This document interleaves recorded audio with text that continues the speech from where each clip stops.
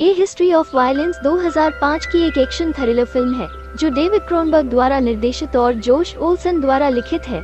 ये John Wagner और wins लोकई द्वारा इसी शीर्षक के 1997 के ग्राफिक उपन्यास का रूपांतरण है। फिल्म में विगो मोर्टेंसन, मारिया बेल्लो, एड हैरिस और विलियम हट हैं। फिल्म में एक भोजनालय का मालिक डकैती के प्रयास को विफल करने के बाद स्थानीय नायक बन जाता है, लेकिन उसे अपने परिवार की रक्षा के लिए अपने पिछले दुश्मनों का सामना करना पड़ता है। A history of violence 2005 Palme d'Or की मुख्य प्रतियोगिता में थी और इसे 23 सितंबर 2005 को संयुक्त राज्य अमेरिका में एक सीमित रिलीज में रखा गया था। इसके बाद 30 सितंबर 2005 को एक व्यापक रिलीज हुई।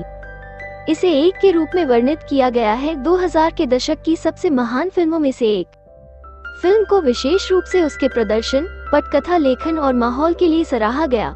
विलियम हट को सर्वश्रेष्ठ सहायक अभिनेता के लिए अकादमी पुरस्कार के लिए नामांकित किया गया था और ओल्सन को सर्वश्रेष्ठ रूपांतरित पटकथा के लिए नामांकित किया गया था।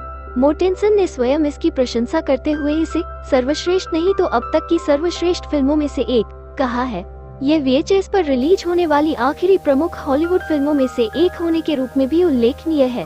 कथानक संपादित करें। टॉम स्टॉल एक भोजनालय का मालिक है जो एक प्यारी पत्नी एडी, किशोर बेटे जैक और बेटी सारा के साथ मिलब्रुक, इंडियाना के काल्पनिक छोटे शहर में रहता है। एक रात दो हत्यारे रेस्तरां को लूटने का प्रयास करते हैं। जब एक वेट्रेस को धमकी दी जाती है तो टॉम चतुराई से आश्चर्यजनक कौशल और सटीकता के साथ दोनों लुटेरों को मार डालता है। उनके परिवार और शहरवासियों द्वारा उनका नायक के रूप में स्वागत किया जाता है और यह घटना उन्हें एक स्थानीय सेलिब्रिटी बनाती है।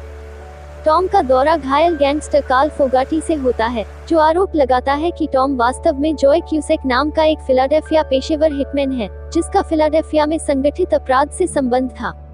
टॉम ने सख्ती से इसका खंडन किया, लेकिन कार्ल लगातार बना रहा और स्टाल परिवार का पीछा करना शुरू कर दिया। कार्ल और उसकी नई प्रसिद्धि के दबाव में टॉम के अपने परिवार के साथ रिश्ते तनावपूर्ण हो गए। अपने स्कूल में एक बदमाश पर हिंसा के इस्तेमाल को लेकर अपने पिता के साथ बहस के बाद जैक भाग जाता है। उसे कार्ल ने पकड़ लिया है, जो जैक को बंधक बनाकर अपने आदमियों के साथ स्टॉल हाउस जाता है और मांग करता है कि जॉय उनके साथ फिलाडेल्फिया लौट आए। गैंगस्टरों द्वारा जैक को रिहा करने के बाद टॉम उनके साथ उनकी कार में शामिल होने में धीमा है, इसलिए वे उसे सहयोग करने के लिए मजबूर करने का प्रयास करते हैं। टॉम दो गुर्गों को उसी सटीकता से मारता है जिसका इस्तेमाल उसने लुटेरों के खिलाफ किया था, लेकिन इससे पहले कि वो उसके साथ ऐसा कर पाता, कार्ल ने टॉम को गोली मार दी। जैसे ही गैंगस्टर टॉम के पास खड़ा होता है, उसे मारने की तैयारी करता है। टॉम अंततः मुखौटा छोड़ देता है और स्वीकार करता है कि वो वास्तव में जॉय है।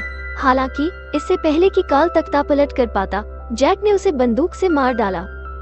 अस्पताल में एडी ने टॉम का सामना करते हुए दावा किया कि जब वो कार्ल के आदमियों पर हमला कर रहा था तो उसने असली जॉय को देखा जिसके बारे में गैंगस्टर बात कर रहा था।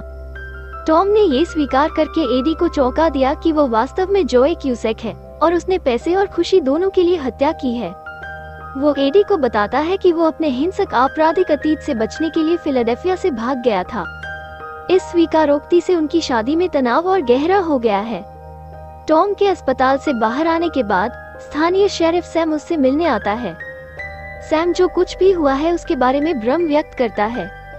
वो टॉम और एडी से कहता है कि ये डकैत कभी भी इतनी परेशानी में नहीं पड़ेंगे जब तक कि उन्हें यकीन न हो जाए कि उनके पास सही आदमी है।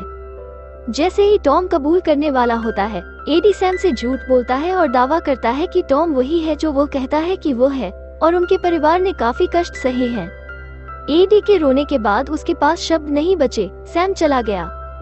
फिर एडी और टॉम एक दूसरे को थप्पड़ मारना और मारना शुरू कर देते हैं। उनकी लड़ाई अंततः सीढ़ियों पर हिंसक सेक्स में परिणत होती है। इसके बाद एडी और जैक ने टॉम से दूरी बनाना जारी रखा, जिससे वो अलग थलग पड़ गया। उसे अपने भाई क्राइम बॉस रिची क्यूसेक का फोन आता है, जो फिलाडेल्फिया लौटने की भी मांग करता है, अन्यथा वो उसे ढूंढने के लिए इंडियाना आएगा। अपने भाई से मिलने के लिए यात्रा करने के बाद टॉम को पता चला कि फिलाडेल्फिया में जिन अन्य डकैतों ने उसे नाराज किया था, उन्होंने रिची पर अपनी निराशा निकाली, उसे आर्थिक रूप से दंडित किया और संगठन में उसकी प्रगति में देरी की। टॉम शांति बनाने की पेशकश करता है, लेकिन रिची अपने आदमियों को उसके भाई को मारने का आदेश देता है। टॉम अधिकांश गार्डों को मारने और भागने में सफल हो जाता है।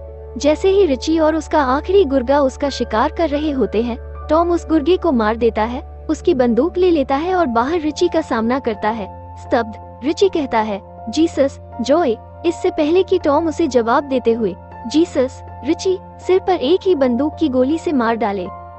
टॉम घर लौटता है, जहां माहौल तनावपूर्ण और शांत है क्योंकि परिवार खाने की मेज पर बैठा है। अंततः उनकी छोटी बेटी उन्हें खाने की थाली थमा देती है। कुछ क्षण बाद उसका बेटा उसे भोजन की सामुदायिक थाली पेश करता है।